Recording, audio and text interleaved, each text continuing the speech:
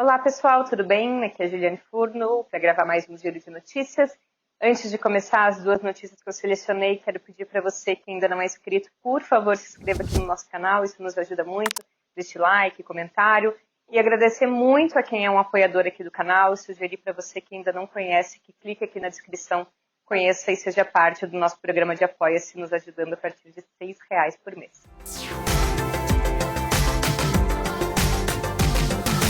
Bom, a notícia número 1 é que a Petrobras anunciou o pagamento de dividendos na ordem de 87,8 bilhões para o segundo trimestre deste ano. Isso é muito dinheiro. A Petrobras vai pagar mais do que qualquer outra grande empresa petrolífera do mundo. Isso, Shell, Total, Chevron, BP, Exxon, enfim, todas. Esse valor, gente, é mais ou menos 1/5 do valor total da Petrobras, ou seja, 20% do indicador, que é o valor de mercado da empresa, vai ser simplesmente distribuído em dividendos, e isso tudo, 20% do valor da empresa, em um trimestre. Aí você vai pensar, nossa, que legal, isso é um sintoma de saúde financeira, né? Que a Petrobras está dando muito lucro e muito lucro para o povo brasileiro. Achou errado, otário? Mas atenção, né? Não vamos cair nessa armadilha, porque esses dividendos, na verdade, são a prova justamente da destruição da Petrobras. O querido Eduardo Costa Pinto, vou deixar textos linkados dele aqui, demonstrou, tem falado muito sobre isso, que estes dividendos são maiores que o lucro que a Petrobras teve no mesmo trimestre. Isso quer dizer que a Petrobras, para distribuir esse conjunto enorme de dividendos, ela usou lucro da receita de vendas, patrimônio, venda de patrimônio da empresa e até dinheiro do caixa. Vejam só, o lucro líquido da Petrobras foi 54 bilhões no trimestre. Mas o lucro líquido, ele não é o que a empresa de fato tem disponibilidade de caixa, né? Normalmente é maior, porque o lucro líquido ele é um resultado contábil e ele tem baixas que não são exatamente financeiras, não é dinheiro que saiu, mas que precisam estar colocadas ali na contabilidade, né? Depreciação, reservas. Então, o indicador aqui do fluxo de caixa ou do resultado operacional são mais interessantes para a gente ver o que aconteceu. E o resultado operacional, o fluxo de caixa, né, menos as amortizações, foi de 63 bilhões. Aí a Petrobras pagou as amortizações da dívida, né, em torno de 20 bilhões, e isso deu um montante ali de resultado de 43 bilhões, que é o resultado dos fluxos de entrada e de saída do trimestre. Só que, como eu falei, a Petrobras distribuiu o dobro disso, distribuiu 87 bilhões, não 45. Como é que ela conseguiu isso? Bom, uma parte disso veio de 32 bilhões, que entrou no caixa da empresa, mas que é fruto do seu desmonte, na verdade, que foi a venda de ativos e compensações de regiões que a Petrobras saiu da exploração. Mas mesmo assim, esses 45 mais os 32 dão 75, né? Isso ainda é menor do que os 87 que ela distribuiu. Aí sabem como que ela cobriu o que estava faltando? Com disponibilidade de caixa. Gente, isso não tem precedente em lugar nenhum. Não é que ela deixou de se orientar por uma estratégia nacionalista de desenvolvimento ligado aos interesses nacionais. É que isso não é nem a fórmula de uma gestão privada, nem o setor privado faria isso. Isso é um suicídio. Nem o brechó aqui da rua faz isso, né? Não usa disponibilidade de caixa. Se acontecer qualquer coisa, inclusive a Petrobras está sem caixa, pode gerar um grande problema de liquidez. A gente está falando aqui de uma grande empresa, não do brechó da esquina. Para fazer mais uma comparação, vamos pensar que a gente tem aqui uma lanchonete. Aí nesse mês a lanchonete lucrou R$1.000. Aí além desse lucro de R$1.000, os donos da lanchonete venderam a sua estufa de salgados. Né, por mais R$1.000. Essa estufa de salgados é a principal fonte de receita, porque a lanchonete vende salgado. Aí você tira da empresa esses R$2.000 da estufa e do lucro, e ainda aproveita e pega ali uns R$500 que estavam de sobra de caixa para algum imprevisto e torra tudo comprando, sei lá, um iPhone novo. Agora a sua lanchonete perdeu a fonte de receita, não tem caixa de reserva e nem tem como expandir a venda de salgados no futuro, porque ela não sobrou dinheiro para não investir. Agora pensa que essa lanchonete é um dos principais motores da economia brasileira. Pensa que a estufa de salgados são as refinarias, né, que produzem combustível barato e dentro do Brasil, portanto em moeda nacional. Então eles não estão só destruindo o plano de longo prazo da empresa, eles estão destruindo o futuro da economia brasileira, porque a Petrobras é uma empresa estratégica, né? A capacidade de investimento da Petrobras foi um dos principais elementos do crescimento econômico brasileiro nos últimos anos. E crescimento de qualidade, porque crescimento vinculado à geração de emprego, à inovação tecnológica, à indústria de ponta, não é? Não estamos falando aqui da produção de soja ou de minério, que inclusive é feita de forma muito predatória. E falando, na verdade, em investimento, a Petrobras investiu 8 bilhões no trimestre. Ou seja, isso é em torno de 10%, não do lucro, mas do que foi distribuído. E isso porque a promessa que nos faziam era de que era necessário adotar essa política de preços justamente para dar segurança para os investidores fazerem o que? Investimento, que a Petrobras não está fazendo. E sabe quem pagou por esse lucro exorbitante? A gente. Porque o que determinou esse aumento no lucro da empresa, que possibilitou o aumento da distribuição de dividendos, foi o crescimento muito expressivo da receita de vendas. Só que a receita de venda cresceu mesmo com a produção caindo e com as vendas no mercado interno e no mercado externo caindo também. Então não foi um ganho no volume de vendas, mas na variável preço de venda. Os preços médios do diesel e da gasolina cresceram entre o primeiro e o segundo trimestre, respectivamente 78% e 51%. Então, estão deixando, na verdade, só o osso da Petrobras para satisfazer a sanha dos acionistas. E o maior acionista é o governo federal, que está consumindo, né, tudo que pode, inclusive dinheiro dos estados e dos municípios, para tentar reeleger aí o Bolsonaro.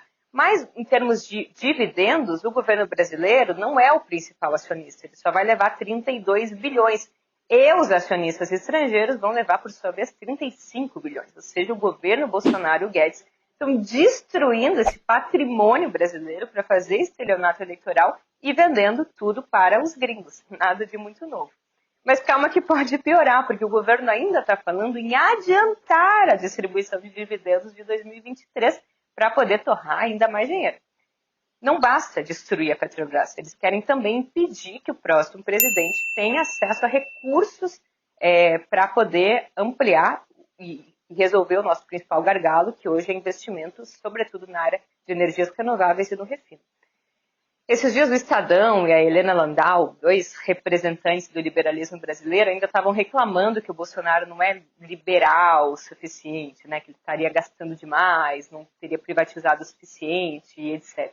Vocês conhecem bem a ladainha liberal, nem preciso fazer muita firula aqui. A questão é que o liberalismo, na periferia capitalista, é exatamente isso, é depredar o patrimônio público, né? O que poderia nos permitir ser um instrumento de superação do subdesenvolvimento ou ajudar a elevar a qualidade, reduzir os custos, mas não, né? Todo esse excedente, mais uma vez, transferido para o exterior. Este é o liberalismo, né? Ele começa com promessa de eficiência e, na prática, ele entrega vandalismo fiscal. Até do ponto de vista da administração privada, como eu falei, isso não faz sentido. Mas o liberalismo na periferia não é efetivamente sobre boas práticas. E a segunda e última notícia é falar por que o desemprego está caindo. Muita gente tem usado, inclusive, esse artifício para fazer disputa política. O desemprego está caindo, isso é, enfim, uma boa notícia, mas calma lá, porque no país do Bolsonaro e do Paulo Guedes a gente não tem um minuto de paz. Vamos entender o que está acontecendo. Em primeiro lugar, a gente já falou sobre isso em outros vídeos, mas a taxa de participação no mercado brasileiro está tendo níveis abaixo da pandemia. Ou seja, a taxa de participação, né, o percentual da população em idade ativa, a PIA, que está economicamente ativa, ou seja, que está trabalhando ou que está procurando emprego. Essa taxa caiu conjuntamente à queda do desemprego. Entre 2017 e 2019, essa taxa estava numa média de 63,4%. Então, 63,4% da população em idade ativa estava ou trabalhando ou procurando emprego. Acontece que essa taxa hoje está em 62%. Isso quer dizer que várias pessoas em idade ativa não estão trabalhando, mas também não estão procurando emprego. Então, isso pressiona, isso ajuda a taxa de desemprego a ficar menor. Além dos desalentados, das pessoas que desistiram de procurar trabalho, Também tem outras categorias que precisam entrar aqui numa leitura mais complexa do fenômeno dos desempregos, né? Então, tem os desempregados, tem os desalentados, aqueles que já não procuram mais trabalho, mas também tem aqueles subocupados, aqueles que trabalham menos de 40, 44 horas semanais e gostariam de trabalhar mais na semana de referência. Tudo isso, essas 3 categorias, é o que a gente chama, né, ou usa para fazer o cálculo da taxa composta de subutilização da força de trabalho.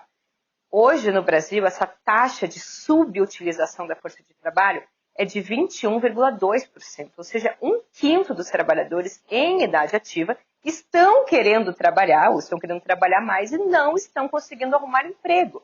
Já é uma situação melhor do que foi em relação à pandemia, quando a taxa de subutilização da força de trabalho chegou em 30%, mas ainda tem muita gente para empregar. E não empregar essa totalidade é um problema, inclusive do ponto de vista econômico.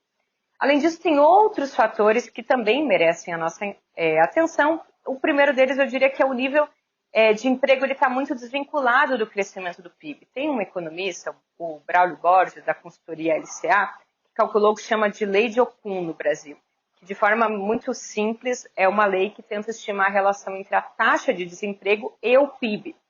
Ou seja, né, quanto a economia precisaria crescer para gerar um emprego.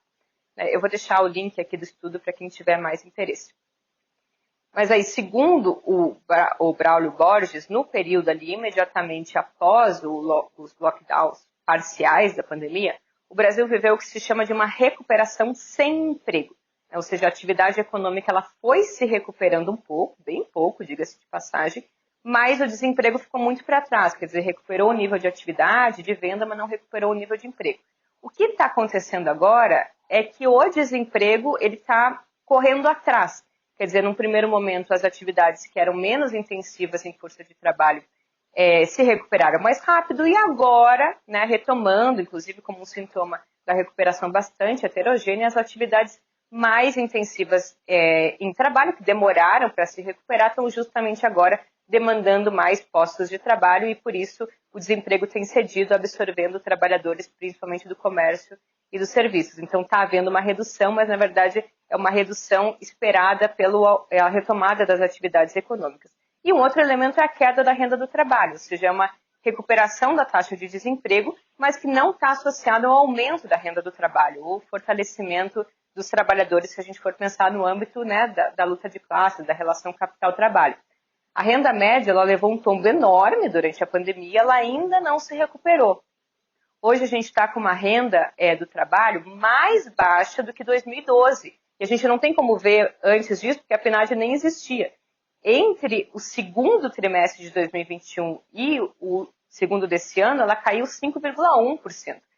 Né? Então, tem vários elementos desse novo normal, inclusive o aumento, a queda da renda média, a queda da renda real dos trabalhadores em função da inflação, que são elementos que explicam que o desemprego tem cedido, mas não tem sido acompanhado de outras variáveis importantes da qualidade do trabalho, especialmente dos vínculos formais e também do aumento da base salarial. E isso vai impactar, inclusive, na capacidade dos trabalhadores de recomporem essas perdas salariais a partir da reivindicação do movimento sindical, né, da briga dos trabalhadores por uma maior fatia do bolo do excedente produzido socialmente pelo trabalho, em função das condições mais gerais de deterioração da atividade econômica. Então, é uma notícia boa, mas ela precisa estar integrada numa totalidade, sobretudo explicada a partir da redução da procura por postos de trabalho.